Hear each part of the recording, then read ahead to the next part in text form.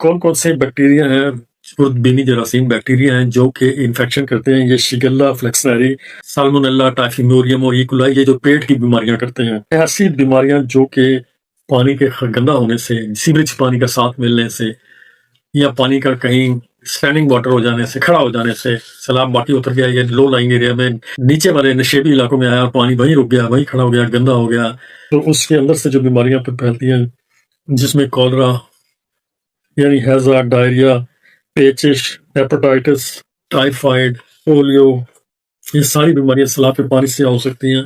जो इंसानी जिंदगी पर असरात होते हैं, बीमारियां, जिंदगी खतरे में, एसेंशियल पब्लिक सर्विसेज एक्सेस यानी उन तक पहुंचना, हॉस्पिटल तक, सेहत के अदारों तक, स्कूलों तक पहुंचना भी बहुत ज्यादा मुश्किल हो जाता है। हेल्थ केयर तक तो पहुंच ही नहीं पाते, मेडिसिन, प्रेस्क्रिप्शन मेडिसिन नहीं ले पाते, फार्मेसीज खत्म हो जाती हैं, मेडिकल स्टोर भी तबाह हो जाते हैं, वहां अद्वियात पहुंच ही नहीं पाती, अद्वियात की वो मिकदार नहीं होती, वो क्वालिटी नहीं होती, उन बीमारियों के लिए पूरी अद्वियात नहीं पहुंचती, मरीजों को दूर तक ट्रांसफर नहीं किया जा सकता, एम्बुलेंसेस भी वहां उस इलाके में नहीं पहुंच पाती, एम्बुलेंसेस में दूसरे हॉस्पिटल तक मरीजों को शिफ्ट करना बहुत ज्यादा मुश्किल हो जाता है और ज़हनी दबाव बहुत ज्यादा आ जाता है। पर जो वायरसेस हैं, तो बैक्टीरिया करते हैं, जो वाटर बॉर्न डिजीजेस वायरस की वजह से होती हैं, रेस्ट्रिक्टेड नहीं है वायरस से, लेकिन वायरस की वजह से हो सकती हैं। इनमें जो वायरस है, नोरो वायरस जो पेट की बीमारियां और डायरिया करता है, hepatitis A, hepatitis E, adeno virus, astro virus, intero virus, rota virus, ये जो पेट की बीमारियां करता है, रोटा वायरस,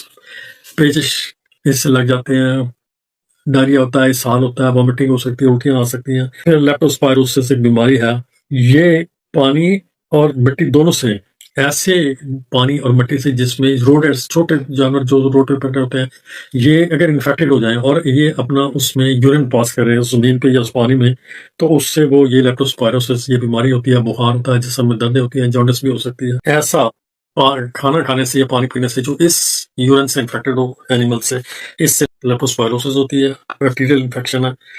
फिर जो वाटर बॉर्न डिजीज है, कॉमन कौन सी है? Typhoid, cholera, giardia, dysentery, amoebiasis, scabies, cryptosporidiosis, cyclosporiasis, E coli, hepatitis A, hepatitis C, salmonellosis, gastroenteritis, campylobacter, campylobacteriosis, pseudomonas, ये एक बीमारी है, सूडोमोनास डर्माटाइटिस और फॉलिकुलाइटिस। आपने देख सैलाब के उन इलाकों में जहाँ गंदा पानी जमा होता है, वहां बच्चे खेलना शुरू हो जाते हैं, या बड़ों के लिए मजबूरी बन जाती है उस पानी से गुजरना, कोई साफ रास्ता मिलते नहीं, कोई खुश्क रास्ता मिलते नहीं, इधर तो उधर जाना पड़ता है, इंतहाई मजबूरी के आलम में, और इंतहाई जरूरी है, घर में बैठ नहीं सकते, जरूरियात है, वो गंदा पानी जहाँ साथ लगेगा तो फोड़े निकलेंगे जिस्म के ऊपर। ये है सूडोमोनास डर्माटाइटिस और फॉलिकुलाइटिस। फिर लीजोनेलोसिस, ये फेफड़ों की बीमारी, खांसी, बुखार। नो वायरस या नोरो वायरस क्या है? ये एक, इसको विंटर वॉमिटिंग डिजीज भी कहते हैं, नॉर्वॉक वायरस है। उस इलाके में नॉर्वॉक एक इलाका जहाँ ये पहली दफा डिस्कवर हुआ था। ये मेन काज है गैस्ट्रोएंटराइटिस का, पेट दर्द का, पेचिश का।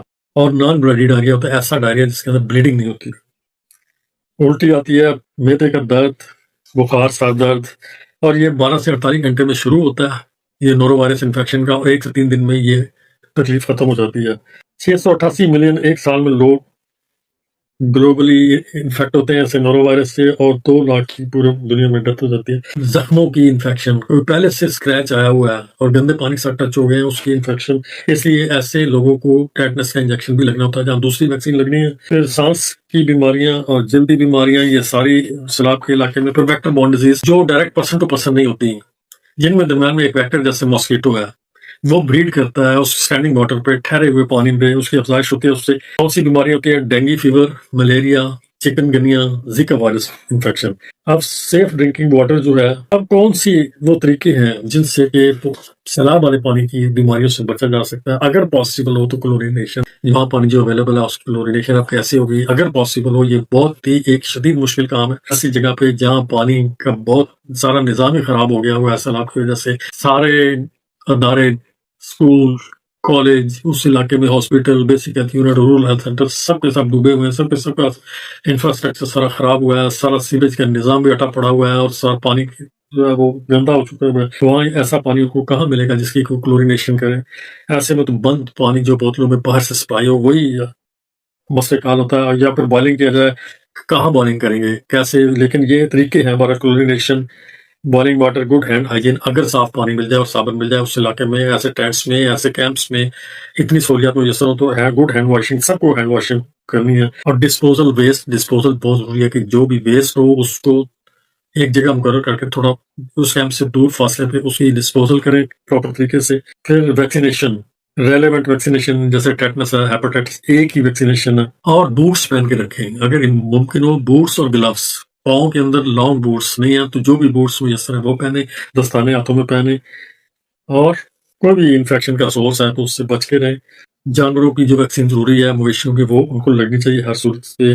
प्रोफाइलैक्सिस मेडिकेशंस जो हैं, एंटीबायोटिक्स भी स्मॉल सप्लाई होनी चाहिए। जैसे लेप्टोस्पायरोसिस मैंने बताया बीमारी है, ये डॉक्सीसाइक्लिन को या पेनिसिलिन को रिस्पॉन्ड करती है, तो एंटीबायोटिक्स भी उन कैंप्स में, मेडिकल कैंप्स में जहाँ डॉक्टर साहब मौजूद है, और डॉक्टर साहब मौजूद है तो बड़ी बात है, वो उस इंसानी खिदमत के लिए मौजूद है। तो जो भी कोई प्रॉब्लम आती है उनसे रब्ता करें डॉक्टर साहब से, और जो भी उनके पास होगा, जो अवेलेबल होगा वो देंगे मरीजों को अपनी जरूरत के मुताबिक। जो वैक्सीनेशन होगी वो लगाएंगे।